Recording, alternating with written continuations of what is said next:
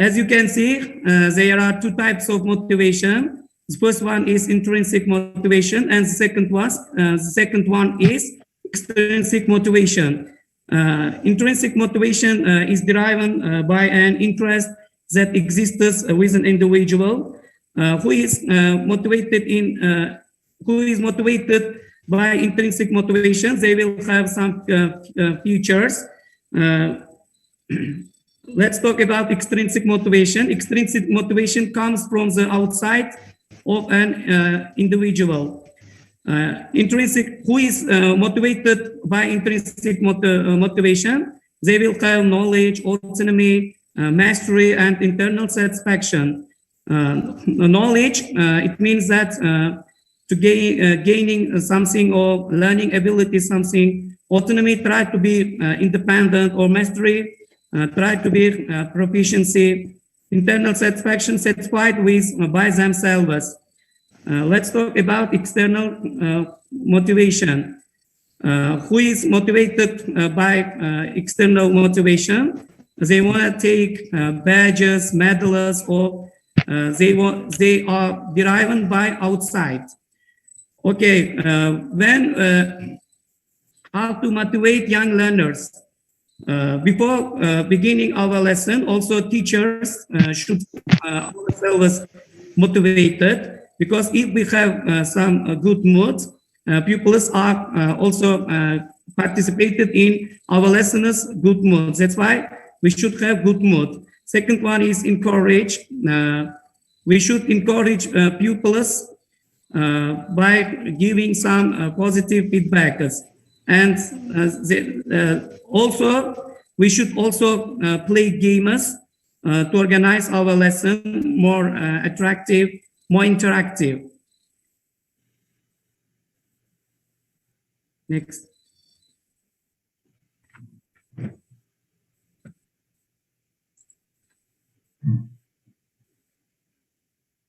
There is also we also useful suggestions given to teachers for motivating pupils.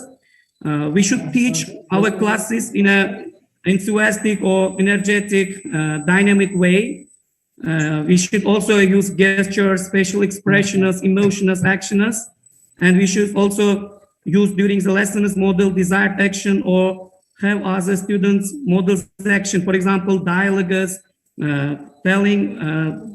making some dialogues and stories. We should also use total physical response because it's very useful in pair work and group work.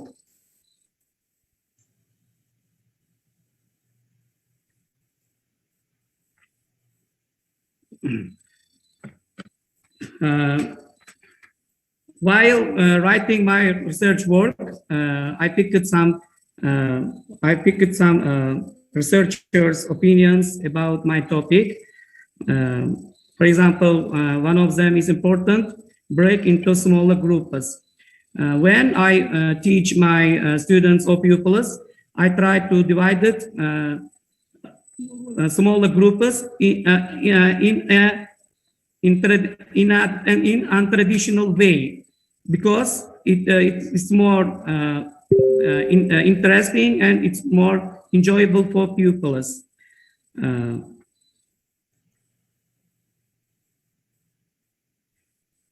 While we were teaching, also we need some organize some projectors, because projectors let students to have voice in learning, and besides of that, allow students to make real world connections, to freedom to complete tasks, and to rise to work cooperatively. In summary, projects increase intrinsic motivation.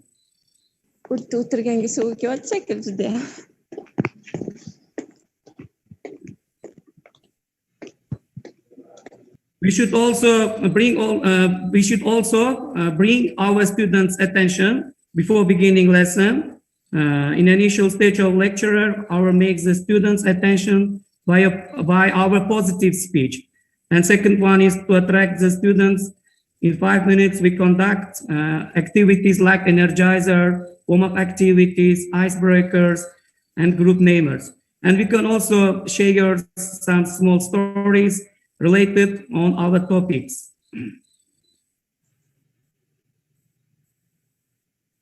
While I am teaching, for example, while I am teaching, I use competition, because competition is opportunities for students to show off their knowledge, to present their abilities. That's why it's very important to organize competition while we are teaching learners.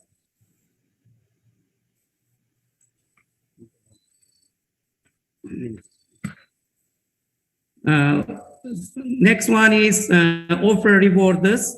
Do you know everybody likes getting awards? So our students likes to get some motivational sticker awards. For example, good job or well done, written on the paper.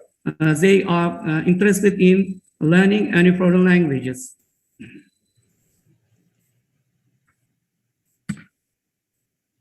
It's also important to encourage self-reflection. For example, students are often much more motivated by creating these kinds of critics of themselves. For example, everybody reflects themselves.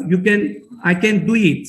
Okay, we can motivate our students. You can do it. There are some features also motivated pupils. These consist of feedback. If, for example, we give a positive feedback, pupils' interest rises to learn any foreign language. If we give some negative feedback, pupils are afraid of speaking or learning any foreign language next time. That's why we should pay attention, give feedback while teaching young learners. Okay, Muzaffar, can you shorten your speech because we are limited? We have limited time. Conclusion, in short. In summary, motivated pupils are very important, because by motivating, pupils develop pupils' critical thinking, pupils' problem-solving abilities, and to reflect on the pupils' thinking abilities, and to motivate pupils to learn English. Thank you very much. So, any questions to Muzaffar? You may ask your questions. Savollar bo'lsa, marhamat, ishtirokchilar berishingiz mumkin, muhokamaga o'tamiz. So, if no question, I have one. Muzaffar, where and how did you conduct your research work? I mean, your dissertation work, experimental works. Did you deliver an experimental work at schools or at lyceums, or during the period that you were in the scientific period that you had presently? Yes, I have. Tajribadagi o'tganingizda 6 oy davomida yurdinglar, shu ilmiy ishingiz bo'yicha tajriba sinov ishlari o'tkazib ko'rdingizmi? Yes, I have experimented at school in Namangan city, number 75, which grades 3 and 4 level grades. And I use a lot of motivational games during my demo lessons. By participating, they will improve their abilities of learning English.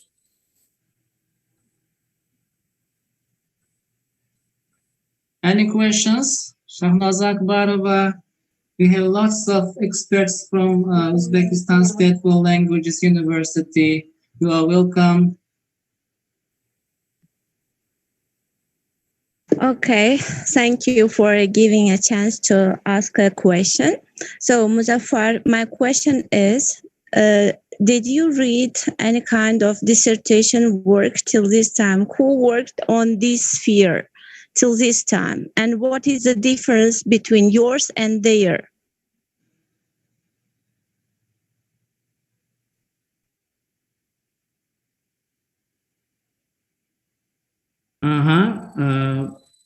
Thank you for your question. I read our Uzbek methodologists. I have read methodologies of works Koshimov, Choriev, Shatilov, Potashnikov, Saidaliv, and others.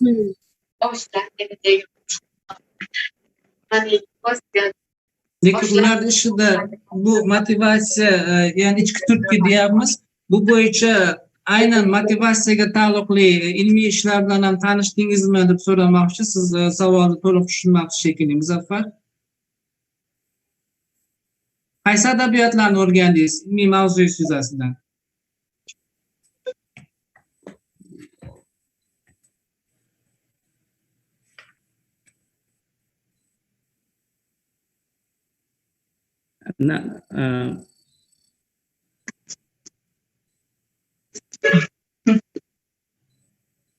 Adabiyotlar ro'yxatini keltirgansiz-ku, bir dunyo adabiyot ro'yxatini tirkab tashlagansiz. Esla olasizmi shularni? I have read, I used literature, Nabiyeva, Saidaliyev, Sainazarov, from Uzbek and Uzbekistan.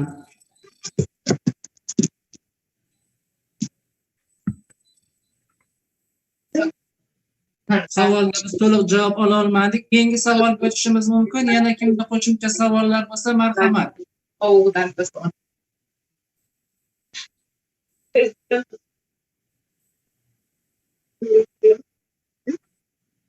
Savol bersam maylimi? Marhamat ustoz. Okay, Muzaffarjon, what's the objective of your research paper? Objectives.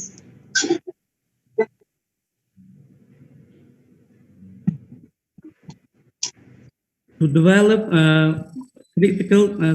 to develop pupils' critical thinking and to learn motivate English.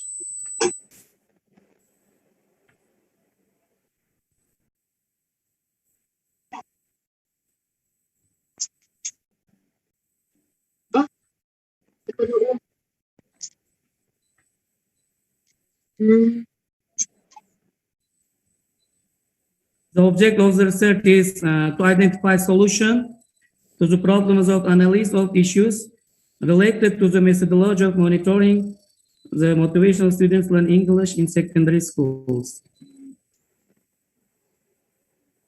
So, and what tasks did you deliver in order to realize these objectives?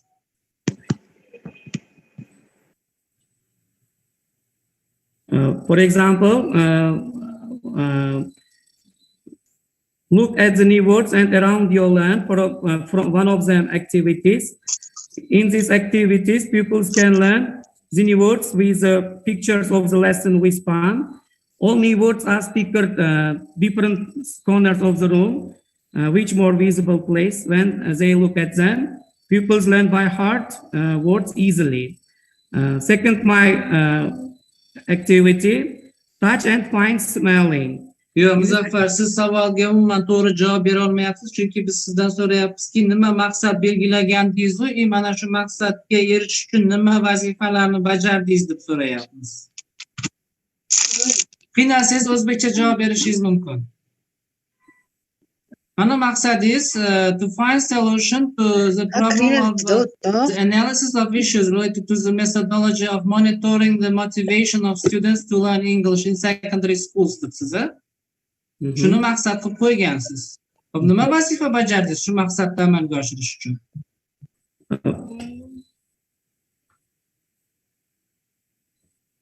While I am teaching, for example, young learners, I use more motivational games, interactive games, competitions. As a result of pupils are interested in learning English, rises to learn English. Tushunarli. Qo'shimcha savollar bormi? Qo'shimcha savollar bo'lmasa, demak, keyingi navbatni keyingi magistrimizga beramiz. Qosimov Jaloliddin Abduvali o'g'li. Qosimov Jaloliddin Abduvali o'g'li mavzulari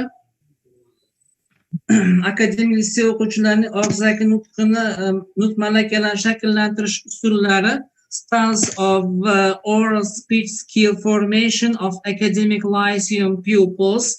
İchki taqrizchimiz Yakubbayev Murodilla Ma'rufovich, Namangan Universiteti Jahon tillari fakulteti dekani, pedagogika fanlari bo'yicha falsafa doktori, PhD. Tashqi taqrizchimiz Vositov Valijon Abduvahidovich, Andijon davlat universiteti ingliz tili va adabiyot kafedrasi mudiri, filologiya fanlari nomzodi, dotsent. Jaloliddin Abduvali o'g'li, marhamat, navbat sizga. Good afternoon, dear teachers, professors, and the group mates. That I'm really happy to be given such opportunity to show off my 2 years dissertation work just in front of you. Maybe before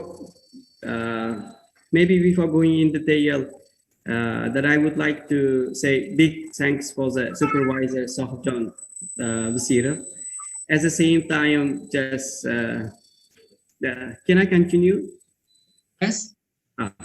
At the same time, that I'm really happy with your assistance and at the same time guidance of Ghairajan Tojbayev Shavdarovich.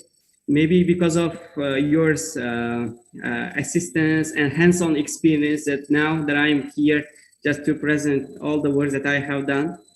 And I remember as it was yesterday that when I started as a freshman year as a master's degree student, I was quite naive. Means they didn't have any experience what to write or how to write their articles.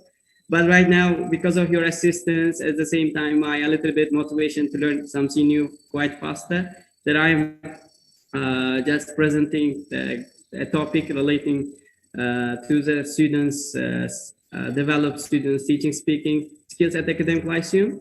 So if you don't mind, let me start in detail. The topic that I was given, or maybe the topic that I conducted, that mostly dedicated or highlighted the enhancing the speaking skills of students who are studying at academic lyceum. And if I talk about the importance or relevance of the dissertation topic, just you need to give me a chance to go to back a little bit historical information of this topic. Maybe in 2012, you know this because of the former president of Uzbekistan, Islam Karimov. The learning language, mostly English teaching, just was bombarded because of the law 1875. And from that on, the people, mostly the students or children, started learning English from the primary school. And as a motivation for the teachers, monthly salary bonuses offered and still on the rise. And the learning language, mostly teaching, speaking, has been considered essential parts of any education of the branch. At the same time, the newly appeared educational organization, academic lyceums, maybe compared to other places like universities or the schools, the teaching speaking skills of education, teaching speaking at academic lyceums is comparatively different, and it requires certain individualistic approach, at the same time certain instrumental methodology and certain textbooks. So while I'm doing my practical work at academic lyceum, that I analyze it, that the topic that I was given is really crucial. Because of the conducting research, I understood and realized that why it's really important. I mean, the actuality of the topic. And I understood that academic lyceums have been always considered force of intelligence, as the students they're always motivated and eager to learn something new. But at the same time, just teaching English, mostly teaching speaking, was neglected compared to other skills. As you know, maybe in 2000 until 2016, the students who would like to be student at national universities are required to take only the grammatical tests, not the let's say 4 sub skills relating exams like SEFR or the IELTS, or at the same time some other international tests were not acceptable. But because of this influence, the teaching speaking at academic lyceums was not a priority. Maybe because of this monotonous teaching style, the educational, the aim of teaching speaking was not the priority in academic lyceums. But however, from 2017, the students who have got the B1 level, and after year, also this requirement changed into B2. And nowadays, even international exams, international tests such as the IELTS, who got, if the students got the B2 level, let's say certificate or level, they can apply for the universities and got the highest score from the English language. Maybe this is an opportunity for this for all the teachers, maybe language instructors, to highlight, to develop the parts of the teaching speaking at academic lyceums as a maybe serious response. So education, teaching English at academic lyceums can be difficult sometimes, as the fields, the students study and get the data and information, or the fields in a different fields. So maybe in economics groups, the same in philological. Baqa tushib ketma o'g'lim, baqa tushib ketma. Bo'ldi ana, baqa tushasan, baqa. Akbarmirzo, anqayma, mana yoqqa yiqilasan, yiroq tur. Mas mikrofonlarni o'chirib qo'yinglar. Kimdir mikrofoni yoniq. Go on, continue. Okay. So, considering those factors, maybe highlighting and developing teaching speaking academic lyceum has been urgent. And recently, from, if I'm not mistaken, from the February 2021, even the National Test Center has given a chance for the academic lyceum students to check their language ability by taking national test system.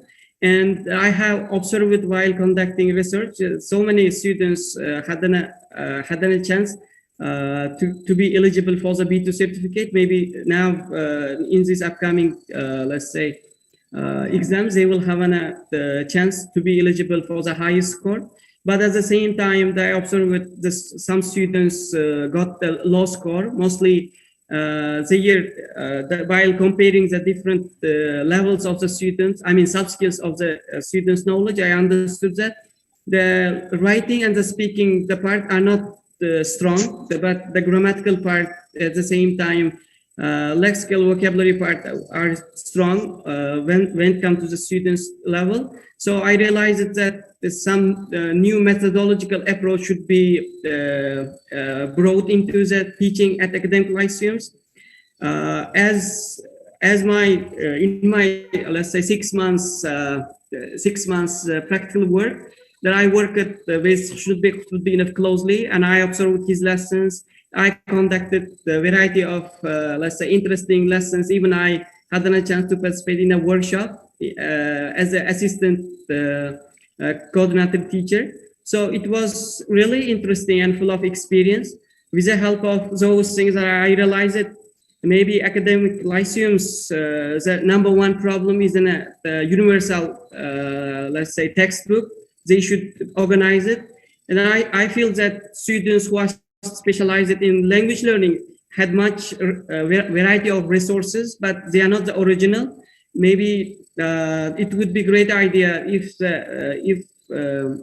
some let's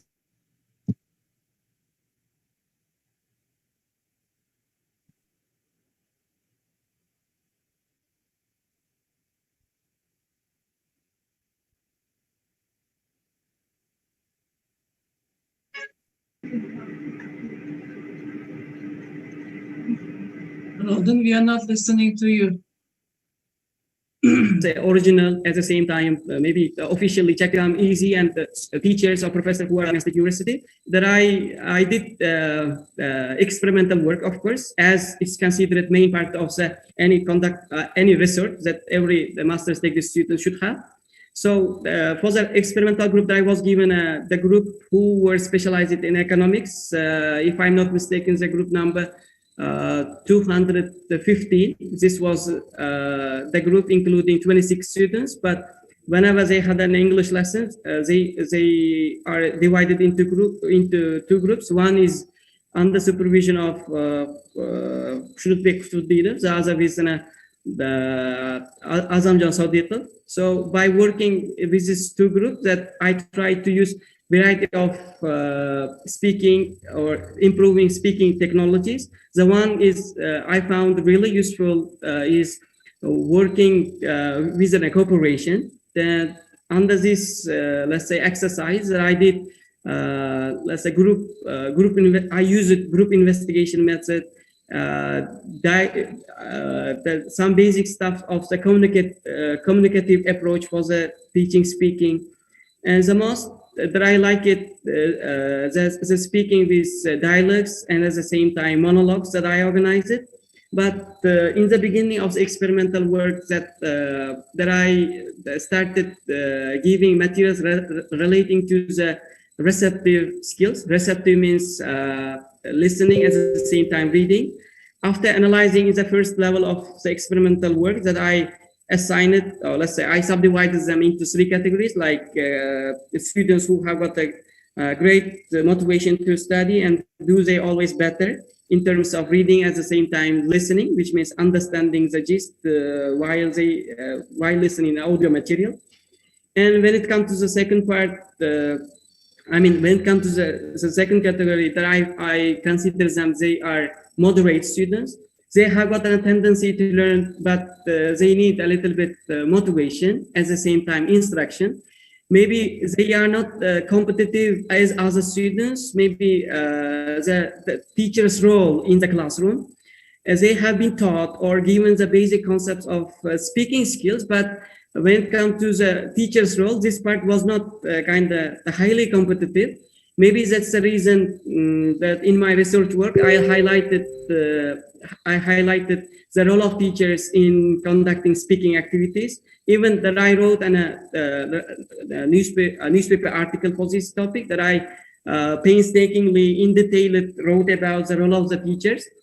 And whenever students, let me finish the experimental work and its result. So in the third part, I consider the students who got the laws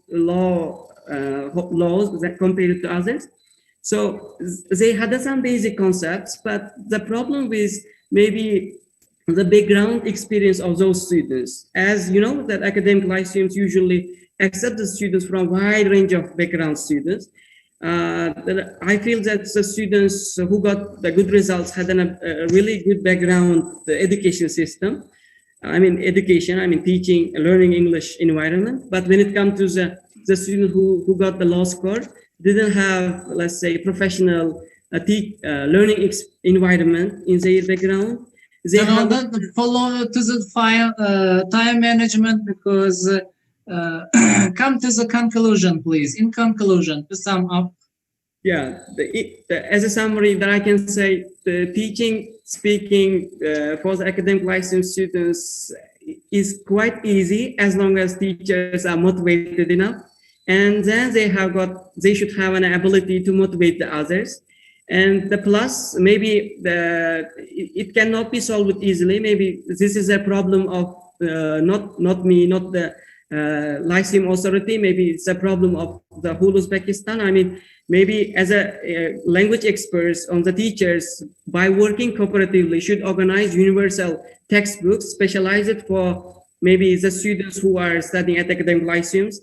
It would be a great idea if the textbooks highlights or take into account the needs of the students who are learning English not as a major. Maybe they are sometimes the students are learning English for the specific purpose. So whenever they are given a chance and right material, at the same time motivated and highly professional teachers with a great methodology, not the methodology the traditional way, not the methodologies of traditional, maybe the modern one, including working together cooperatively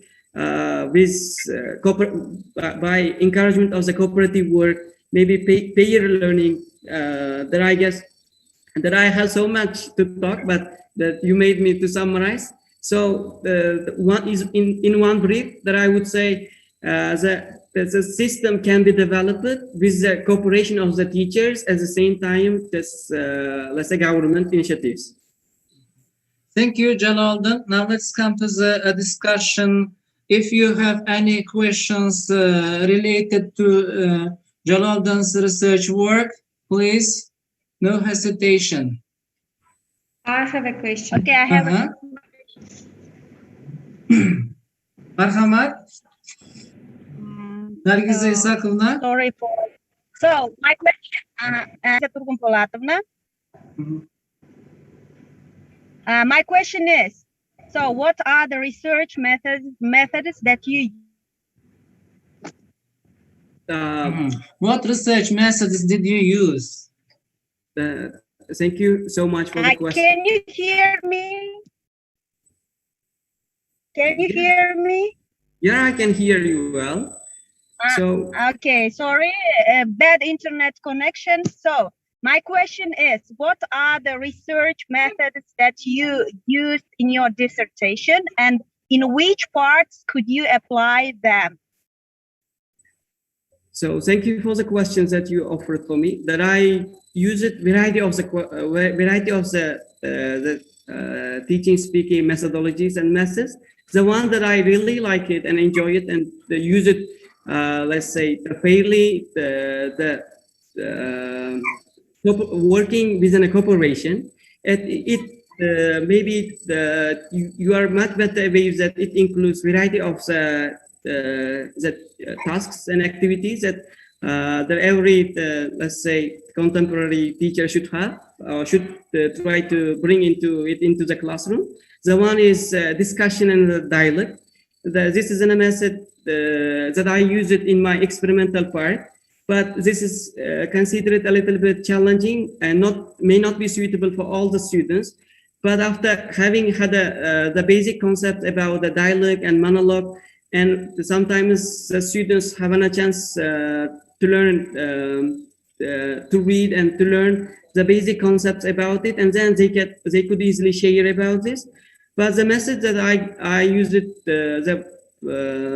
was really popular in 1980s, and now it has also didn't lose its priority because there are so many advantages of using this methodology. I mean, working in cooperation, as long as students have a chance to work and to share the expressions and ideas about the homework or assignments, the task, or the materials they are given, they could easily have a chance to deliver, to share the things. But at the same time, it could be negative if the teachers lose their, let's say, the energy while using this, because if the group numbers are, let's say, more than enough, let's say, it's recommended for such activities 3 or 4 is enough, but it reaches 5 to 6. Maybe the main importance of the task. Okay. Thank you very much. Thank you very much. I'm satisfied with your answer. Thank you. Okay. Thank you so much. Nargiza Isakovna, now your question. Jalaluddin, you have mentioned about cooperative learning and some methods. So my question was, what particular techniques you have used in your research, and what was more effective and less effective? So, as I mentioned, I did the variety of the method for encouraging. So I'm talking about techniques. Techniques. Can you clarify the word technique? That I had a little bit hesitation. Okay, what kind of particular activities you have used, and what activity was more efficient and less efficient in your research? That I guess everything is pretty clear right now. That the method that I like, the techniques that I use it in the first year students of academic lyceum was relating to the receptive skills, at the same time changing or turning into the speaking mode. In the beginning of the lesson, that as a warm up, the classroom starts with the lyrics of the modern song. And as a teacher, you know, the motivation is the number one priority to alert, to awake, maybe to let's say, to break the silence in the classroom. After getting motivated a little bit, that I gave a short story. Maybe we can call that newspaper article about I remember it is about William, a boy who is from Africa. Just made the boy who harnesses the wind. Maybe you have heard the name. It's a really popular book. So that I got the passage from it, and it's at the same time it can play as a really motivational hero. Just after reading it, I ask it from my students, and I make 3 questions. But each question should be questions at the same time with maybe alternative questions that I made. I ask the students to write, and then we work it in pairs, and they discuss it, let's say the process. And after having discussed the story before the lesson process, I downloaded a short listening material for this relating to the topic. And after listening, the students had a clear picture about what they have read, what they read, and what they have talked about. And after all, I subdivide the groups into different categories, and I tried not to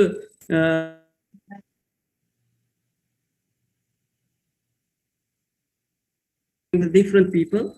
So that I put in a background music just behind. Maybe it looks quite uncanny, but that I did intentionally, maybe to grab or just to not to focus on maybe learning for the real environment. And then they started talking about whatever they have read, listen it, and they summarize it. The activity takes around 35 minutes, but in the end, I felt that students learned many things. And the vocabulary they learned, or the structures they learned, at the same time, the listening activity and the ideas they got was really, let's say, enormous. And I felt that during this activity, the students have gotten a chance to learn around 25 new words and the phrases. And at the same time, they got the basic concept about trying to, basic concepts of understanding the gist of the listening. And they tried whatever they could listen, they tried to express with their own ideas. This is really important parts, I guess, to develop, enhance the students' speaking skills. This is a skill that I use it at academic lyceum. Nowadays, I work as the teacher at private center. I use it in different purpose and different students in different contexts. So it's going to be really effective. And you asked one negative of the question. Maybe I will keep in short. The negative, among the activities that I did, I found the one negative. Just sometimes the students make a presentation for their, let's say, for their favorite topic. But if all the students prepare and come to the stage one by one, it's considered so time consuming. And it might be a little bit difficult for the teachers to assess all the students' knowledge at the same time.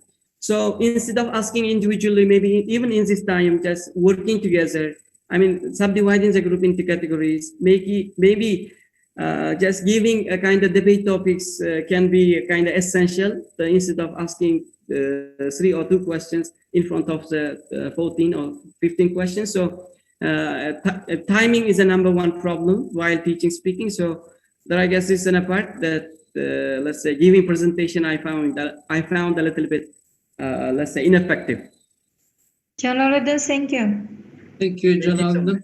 Umida Kamalna, do you have any questions to Jalaldin? Or you are satisfied with his presentation?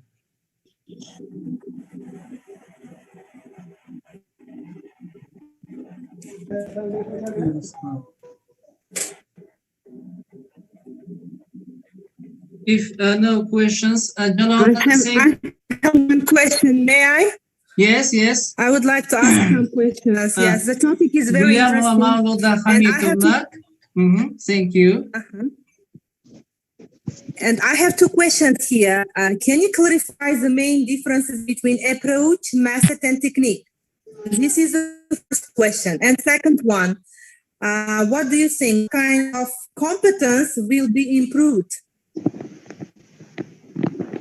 Let me start answering from the second one. So the competence, if I'm not mistaken, is in a let's say the skill, right? If it's yes, the skill is different from the knowledge.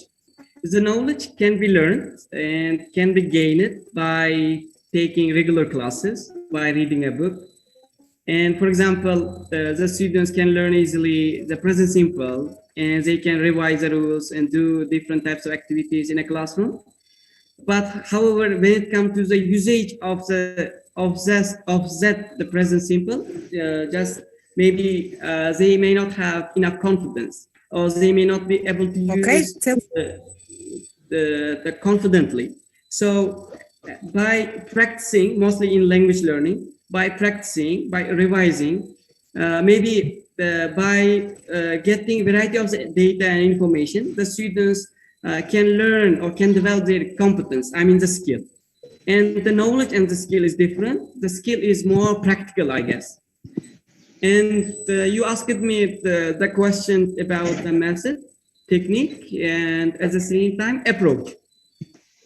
So method is the group of the activities, the aim that to deliver certain information or data to reach the aim of certain, let's say, the skill. So the method, for example, let me give an example for this. Using peer work is a method with the help of this that we can develop the skill. For example, teaching, speaking. The technique is a way that can be used to conduct certain activities. For example, giving presentation or giving presentation, or maybe making a storytelling in front of the group, or maybe teaching, speaking, listening audio, and then telling the main idea of the passage can be a kind of technique for the students to develop the skills. An approach, I guess this is also the way, or maybe approach and method. I guess that I got confused. So I found the method and the skill. No, sorry, that I got confused. Okay, thank you for your answer. You tried to answer, but you are confusing. Yes, I highly recommend you to read Jeremy Harmer's and Jamal Jalal's book. There are mentioned the differences between approach, method, and technique. Yes, you are future teachers. That's why you should know the main differences between them. And if we speak about, and you mentioned just pair work, yes, and such kind of group work. They are not method. They are mode of interaction. You can use it during the class. Yes, it's a mode of interaction. And if we talk about competence, here also you are confusing. If you pay attention in education standard, yes, there are mentioned two competences for lifestyle. Yes, first one is linguistic competence and second one is socio-linguistic competence. You see? You should also know these types of information deeply. Thank you. Thank you, Mahmuda Hamidovna. As you know, Mahmuda Hamidovna is head of the Department of English Language Teaching Methodology at Uzbekistan State World Languages University. We are very happy today because we have lots of supporters from outstanding universities from Tashkent. Thank you, Gulmira Hamidullah. Now the next candidate is Sadiqov Kamoliddin Rahimovich. Sadiqov Kamoliddin Rahimovich topic is Mumtoz asarlar tarjimalarining lingva kulturologik va pragmatik xususiyatlari, lingua cultural and pragmatic characteristics of translation of classical literature. So references from our university, Sadiqov Zahir Yakubjanovich, and from Namangan Engineering Technical Institute, Khalmirzayev Bakhtiyor Mirza Mahmudovich. Now, Sadiqov, just a minute, let me open his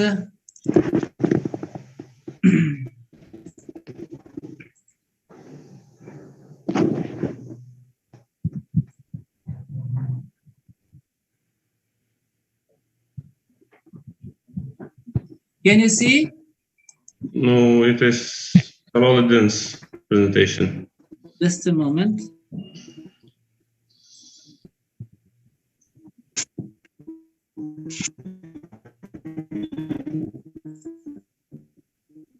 Now, Kamoliddin, I guess this is yours. No, it's not. It's not a presentation. It's somehow another page, I guess. But we have this one. You have to work with this presentation. But it's not a presentation at all. It's a homepage, I guess. Mm-hmm. Is this yours?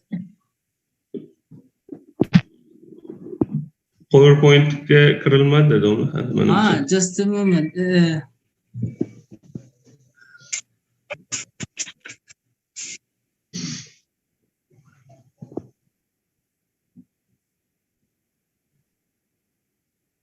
About now?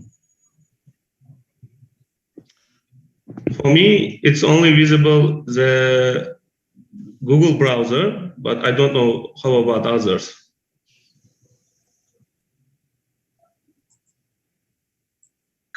Still the same.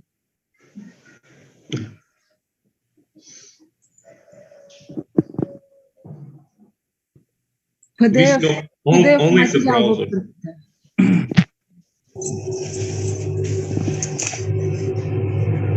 PDF materiali ko'rinib turibdi. Bibliografiyaga o'xshagan bu. G'ayratjon, ana desktopda video ham beryapti. O'sha videoni ham o'chirib qo'ysangiz yaxshi bo'lardi.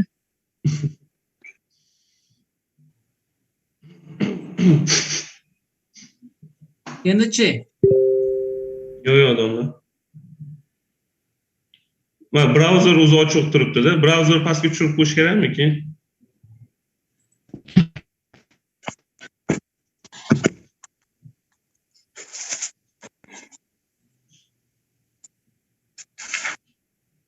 PDF ochiq turibdi. Using cluster system bo'lib turibdi.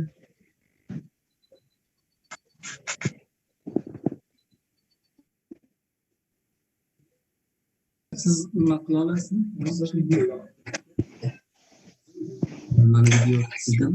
Meni demonstratsiya qilinsa, keyin yana qaytadan kirilardi. Qayerdan turibdi? Mayli, demonstratsiya.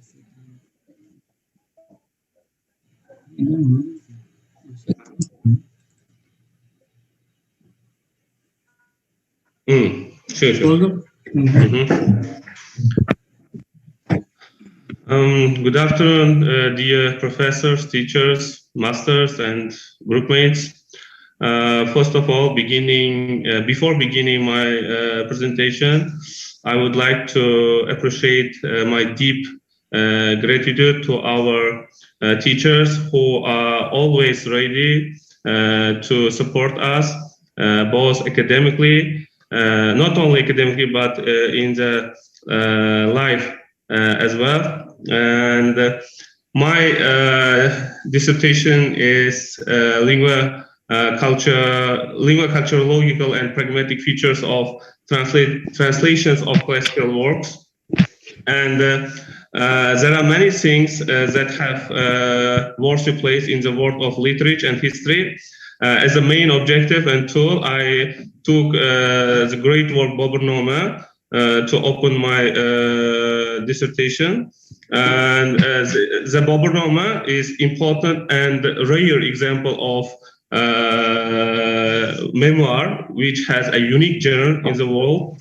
And it has been translated more than 16 foreign languages. And many Western scholars, such as Erskine-Leyden, Talbot, Caldecott, Beveridge, Texton, and others studied Boburnoma. These translators were not just translators, but also poets. In 1996, professor of Harvard, Texton, published a perfect English translation of Boburnoma. The following translation methods can be used to translate classical works. Transliteration, precisely, is to give national terms in the transitions of English letters. Second one is holding, that is represent literal translation. Visual translation, namely to reveal the content of the meaning of the word given through the unit of measurement. And last method can be done by giving words, translation through comments. And besides that, we have following principle of classical work: transliteration, and alternative conversation of classical words in translation text, and leaving the work in the measurements of leaving the words as it is in the measurements of money and others. Explain when the alternative of classical words is not found. We have determined the principles such as reflecting the historic and national characteristics of classical works.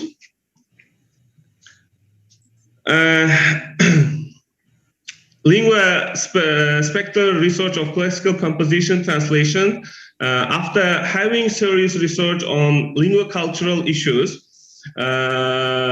Kemuslova divides the development of this sector into three. First one is the creation of preliminary research in the formation of science. Second is separation of lingua culture as a separate area. And the third one is development stage of lingua culture. And I would like to say a brief text from Boburnoma. As I mentioned above, while translating, we have such technique, which is to leave the measurement words as it is, so that not to lose the pureness of the word. For example, 100.000 lak derler, 100 lakını karor derler. 100 karorunu ar derler, 100 arpını karp, 100 karpını nil, 100 nilni padam, 100 padamni sang. These sentences were translated by Leyden Erskine like they call 100,000 a lakh, 100 lakhs a crore, 100 crores an arp, 100 arps a corp, and 100 curves a nail, 100 nails a padam, 100 padams a sang. Such kind of we can see that Erskine didn't change the measurement words, so that not to lose the pureness of the work. And there are error defects of translation of classical works. These might be lack of insufficient knowledge of certain words and units in the classical work of other peoples, especially in the different classical works. Another one might be attempt to deliberately simplify the originality of the original text by referring to the level of the translation.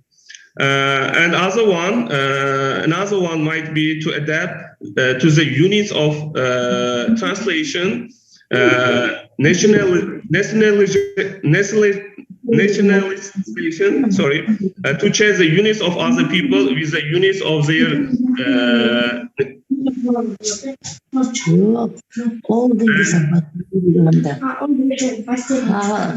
and brief summary, the history of Baburnama has been based on rich and historical and artistic image of the work that lasted for a long time. The author's response is derived from the qualities of honesty, righteousness, honesty in the nature of author brought up in his Islamic environment. At the same time, the history of the image has been proven that it led to art paint in the form of historic figures. What else?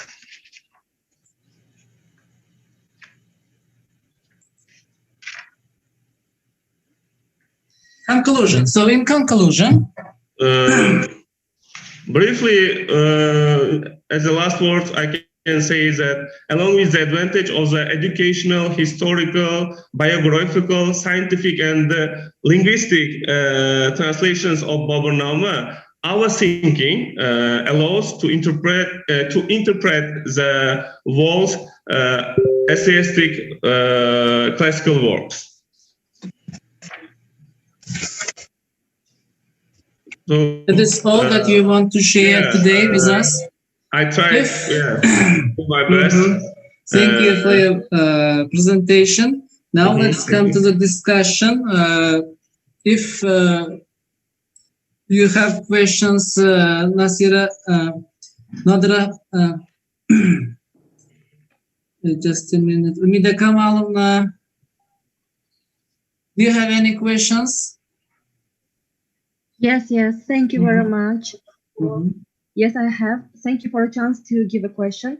Thank you for your presentation. It was very productive and interesting. Could you tell us the works of which scientists whose works were dedicated to Muhammad Zahiruddin Babur's research have you looked through? To be honest, I didn't read them deeply. While working on my research, I found out for myself that many Western scholars have translated it into foreign languages. As I mentioned, one of them is Leiden Erskine. And besides, even professor of Harvard University, Texton, translated Baburnama in perfect version.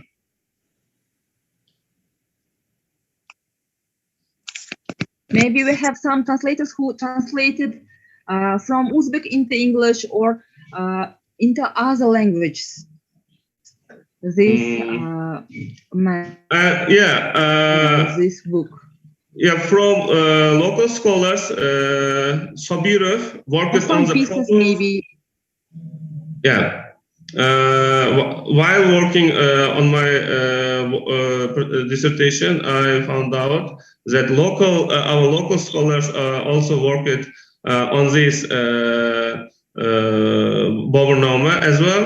One example is Sabirov worked on the problems of rehabilitation of in English translations of Bobernoma. Thank you. Thank you. Thank you. Nargiza Turgun-Polatovna, do you have any question? Because Nargiza Turgun-Polatovna is a specialist #1 in our university from this area. We would have been very happy if you asked him a question. Nargiza Turgun-Polatovna, are you here? What a pity. She just complained that the internet is not available in the area that she's presenting nowadays. Now, Nargiza Isaqovna, keyingi talabaga o'tishimiz mumkinmi? Agar qo'shimcha savollar bo'lmasa, ruxsatingiz bilan keyingi talabaga navbatni bersak bo'ladimi? Bo'ladi. Bo'ladimi? Rahmat. Demak, Kamoliddin, sizga katta rahmat, minnatdorchilik bildiramiz. Demak, endigi magistratura talaba bitiruvchimiz, demak, Habibullayev Muzaffar Abdulvohidovich. His theme is leksik va frazeolog birliklarni o'qitishda cognitive linguistic yondashuv, cognitive linguistic approaches to teaching vocabulary and phraseology, and the references from Namangan State University, Lutfullayev Po'latxon Muhibullayevich, PhD, and Isroil Madildoraxon Muxtarovna from Andijan State University. Now, Muzaffar, you can begin.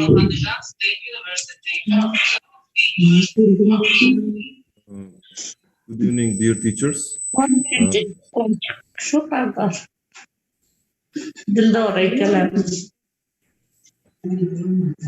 The topic of my dissertation is cognitive linguistic approach to teaching vocabulary and phraseology.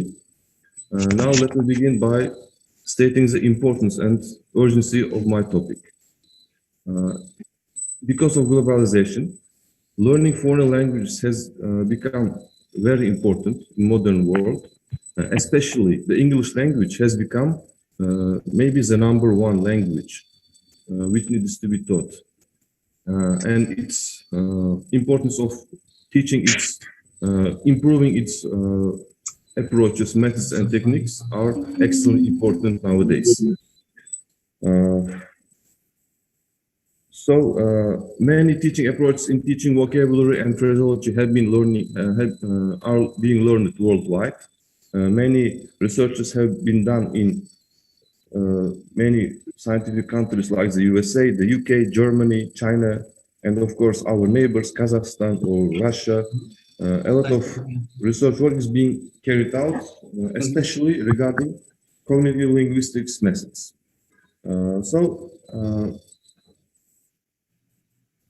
Continuing about the importance of cognitive linguistic approach and generally improving the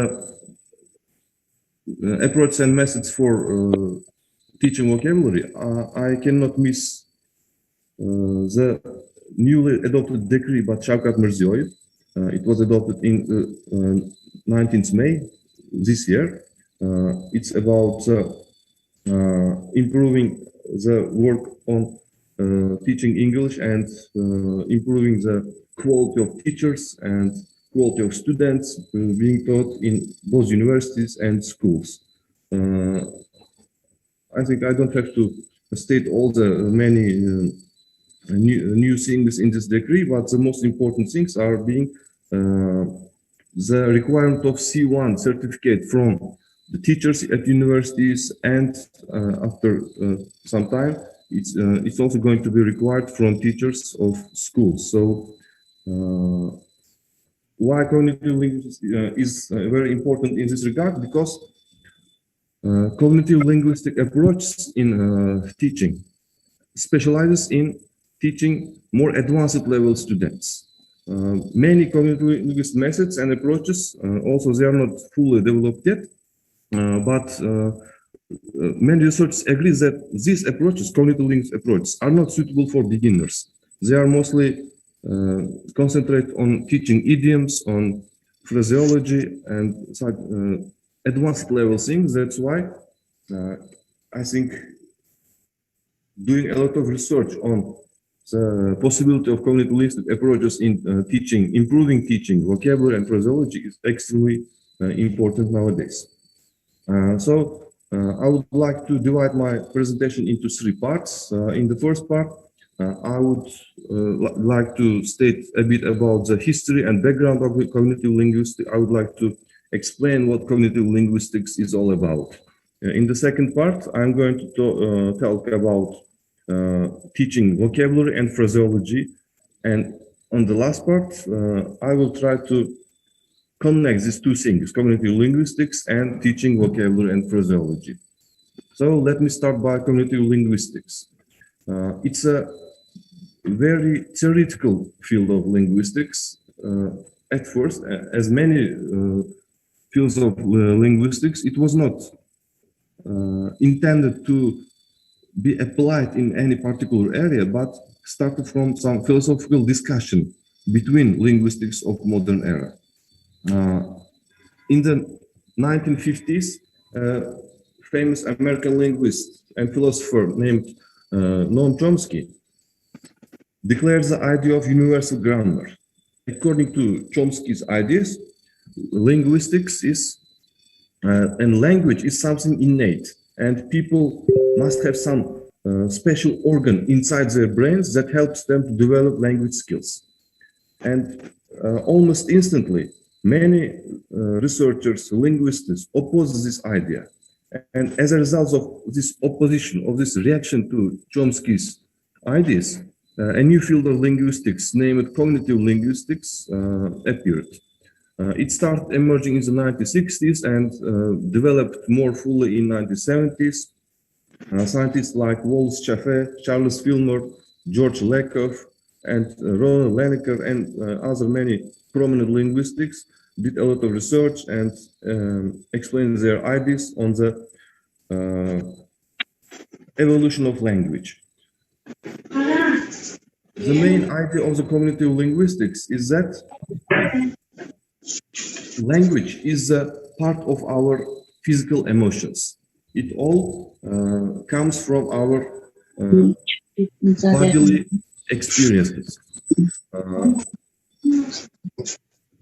For example, by the late 90s, the kinds of linguistic theory development being done in particular by Fillmore, Lakoff, and Langecker and Tolney, also appearing radically different in the descriptive mechanisms proposed, could be seen to be related in fundamental ways. Fillmore's ideas had developed into frame semantics in collaboration with others, construction grammar. And also, I cannot miss telling about George Lakoff. He is known as the father of cognitive linguistics. His prominent work on metaphor and metonymy, especially language metaphors we use in our everyday life without even realizing them, has been very important in the development of this field. The 1980s also saw the development of connection models of language processing, such as those developed by Jeff Ellman and Brian McWhinney, in which the focus was on modeling learning. With the research program of Elizabeth Bates, who had demonstrated the learned nature of children's linguistic knowledge and its grounding in cognitive social development, gradually, a coherent conceptual framework emerged which exposes the flows of linguistic nativism and placed experimental learning at the center in the understanding of how children acquire language. The journal Cognitive Linguistics was also conceived in the mid-1980s, and its first issue appeared in 1990 under the imprint of Motondo Gruiter. After the mid-1990s, cognitive linguistics as a field was characterized by a defining set of intellectual pursuits, practiced by its adherents, summarized in the Handbook of Pragmatics under the entry of cognitive linguistics. So, if we summarize the first about cognitive linguistics, we can say that cognitive linguistics oppose the idea of universal grammar stated by Noam Chomsky, and they claim that all our language skills come from our physical emotions. And as a about cognitive metaphors states the fact about anger.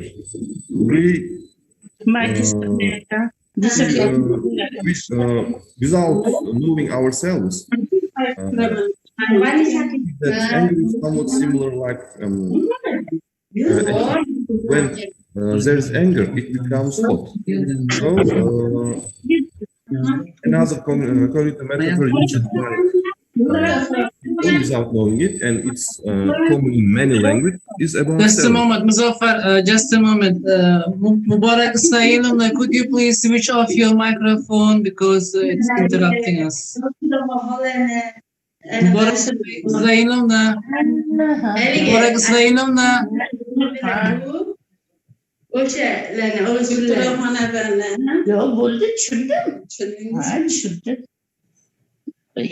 Mubarak Ismailullah.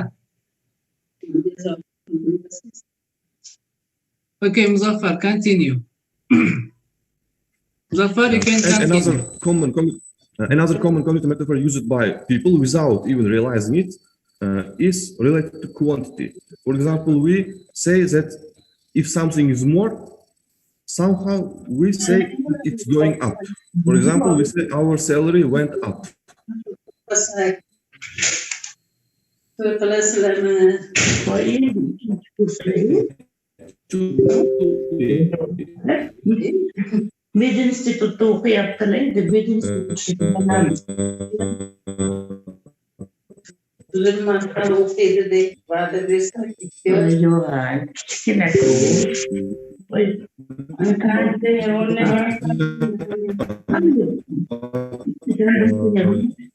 And the same we say motion, same in Russian, зарплата увеличивается. If we see a file, the higher the file, the more the quantity is, the more the number is. That's why, without even realizing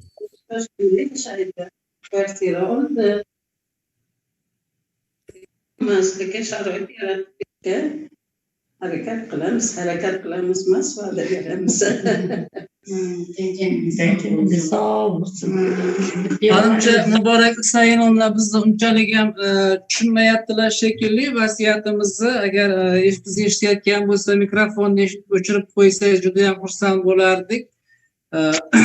Endi muhokamaga o'tishimiz ham mumkin, lekin Muzaffar nimagadir ekrandan g'oyib bo'lib qoldi. Muzaffar?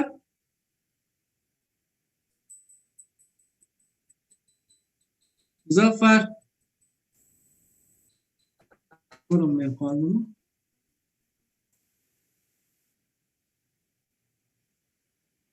Texnik nosozliklar uchun albatta uzr so'raymiz. Yana ozgina kutaylik, balki qayta ulanishi mumkin. Some problems with connection. Go on. Continue, Muzaffar. Now let me talk about some vocabulary instruction. Why is vocabulary instruction important? In reading, vocabulary knowledge is essential to comprehending text. And basically, vocabulary is what constitutes all languages. And how can we improve the vocabulary of our students? That has been a debate, cause of debates and researches for many years. And there are basically two types of vocabulary acquisition. First is incidental, when we just learn words by constant exposure through a lot of listening and through a lot of reading. That's the main, according to many scientists and teachers, that's the main way of acquiring new vocabulary, and that's the most efficient way. But it takes, the problem with incidental vocabulary acquisition is that it takes a lot of time. In order to accelerate the process, in order to facilitate the process, sometimes we need deliberate teaching.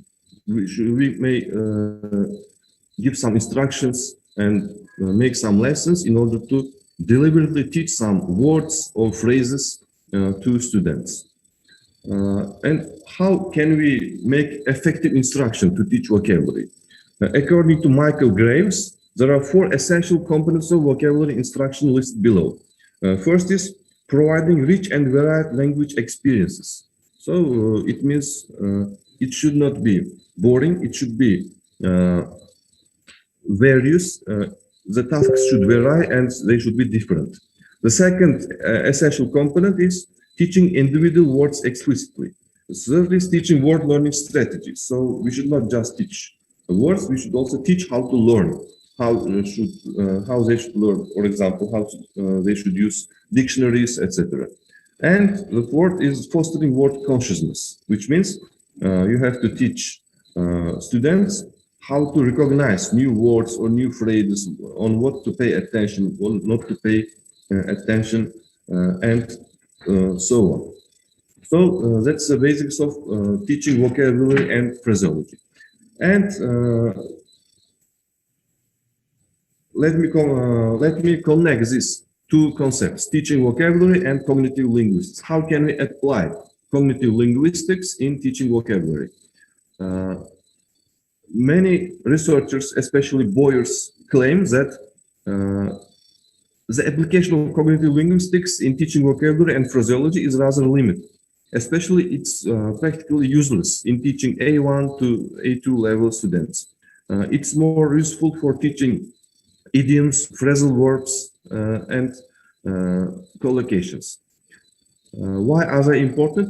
We used to think that these idioms and phraseology items, phrasal verbs, are arbitrary. They have no clear rules. So we cannot teach them the rules on how to learn them. They just have to memorize. And cognitive linguistics think that there are some rules behind those idioms or some phrasal verbs. And Boyers gives some examples of cognitive linguistics inspired proposed vocabulary instruction. The first one is to attempt to make non-basic use of polysems more memorable by establishing associations with the base use that they are derived from. For example, we know that head means the part of body,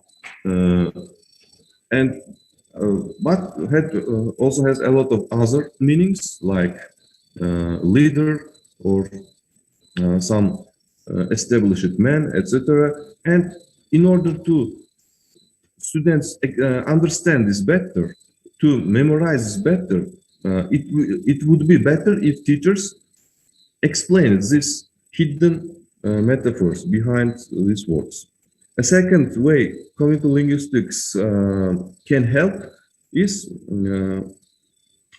to make idioms and phrasal verbs easier to learn by showing how these common conceptual metaphors can connect together.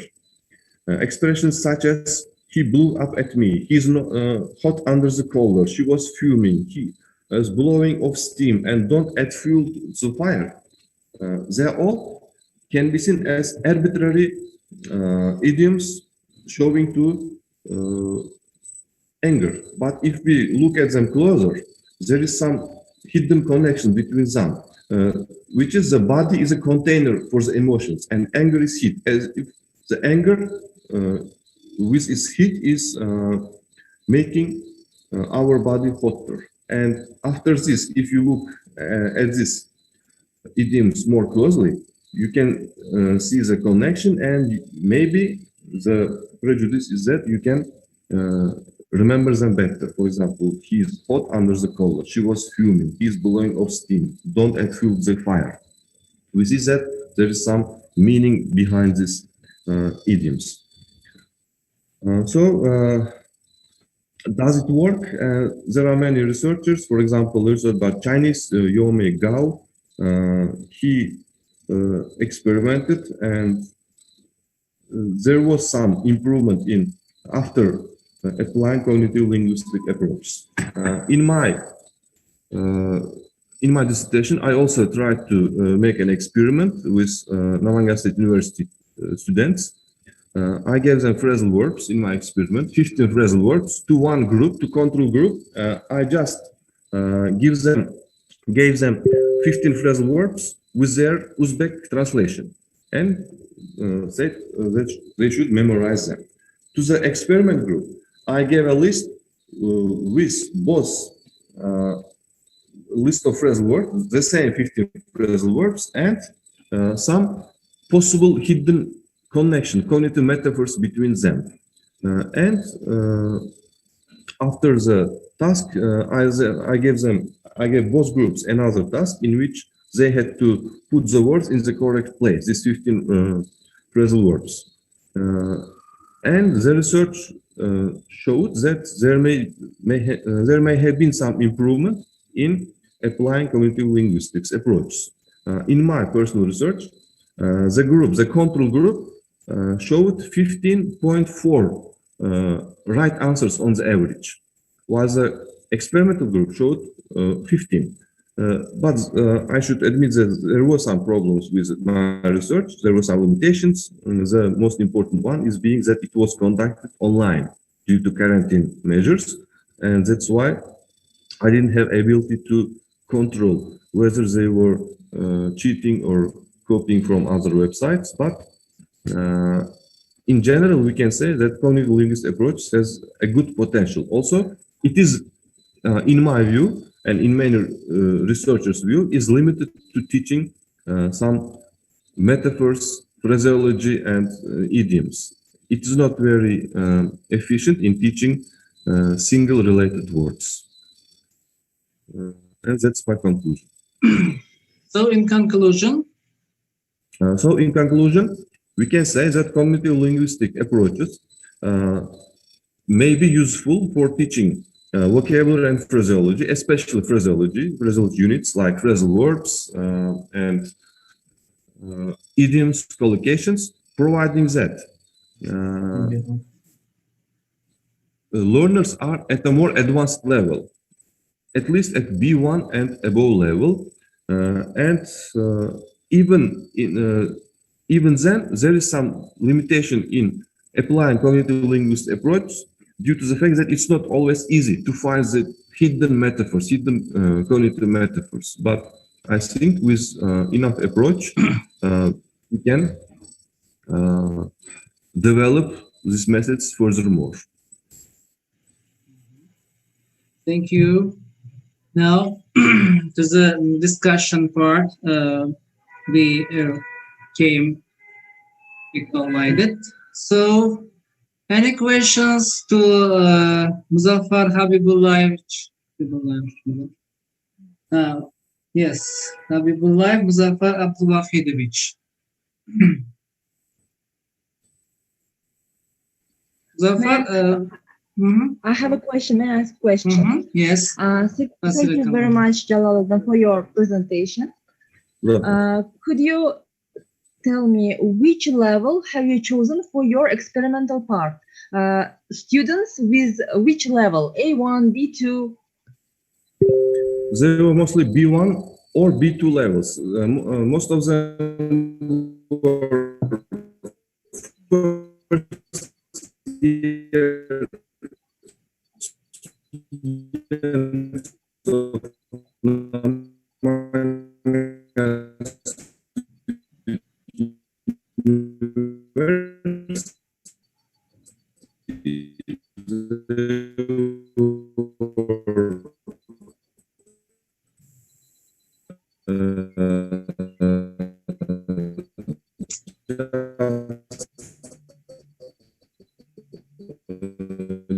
graduates of school, so most of them were at B1 level.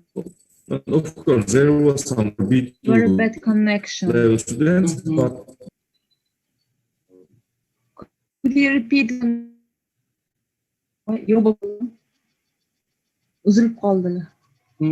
Disappeared. Disappeared. Umida Kamalовna, man talabaga yetkazaman, Telegram orqali ushbu savolga javobni yozib sizga yuborishadi. Hozir shunaqa bo'lyapti. Demak, bu oxirgi talabamiz edi. Hurmatli bugungi ishtirokchilarga o'zimizni cheksiz minnatdorchiligimizni bildiramiz. Nargiza Toyirova Isakovnaga alohida minnatdorchilik bildiramiz. Shuncha ishlari ko'p bo'lsa ham vaqt ajratib bizni bugungi himoyamizga rais bo'ldilar.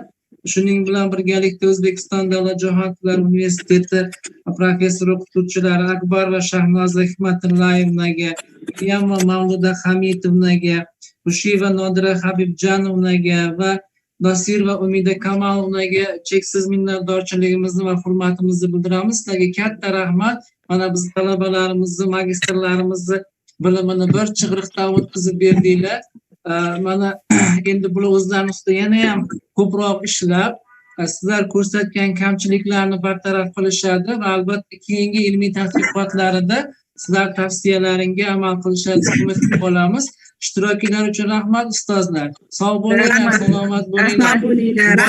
Sizga ham katta rahmat. Salomat bo'linglar. Salomat bo'linglar. Rahmat.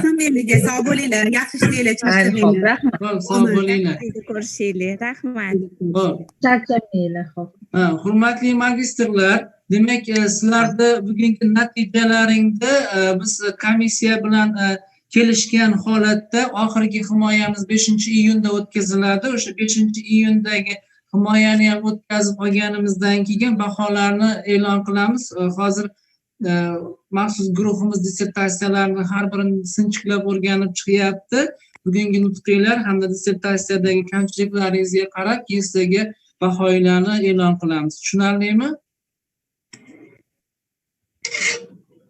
Rahmat ishtirokchilar uchun. Sog' bo'linglar.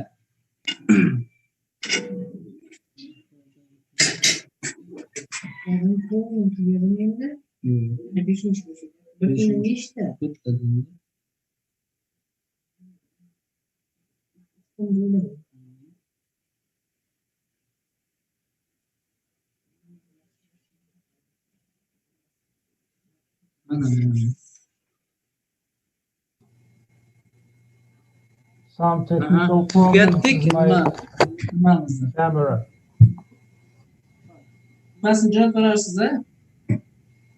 Sağ olun, rahmat.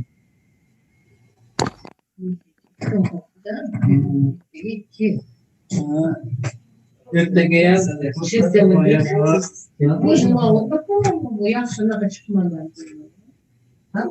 Tak jest. Zobacz. Kapitalizmler bu.